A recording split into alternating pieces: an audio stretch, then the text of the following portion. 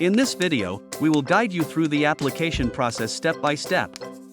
Get ready to embark on an enriching educational journey. To begin the application process, visit our website and enter your student ID. Next, fill in your personal information as well as the information of your legal guardian. Select the grade level you will be attending in September. Now it's time to choose the programs you are interested in and the year you would like to attend. If you are interested in applying for a scholarship, make sure to check yes when prompted. Take your time to craft and submit a motivational essay.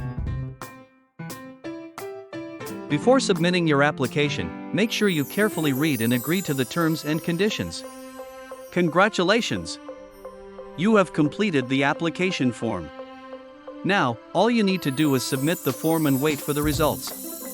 Our admissions team will carefully review your application and inform you about the next steps.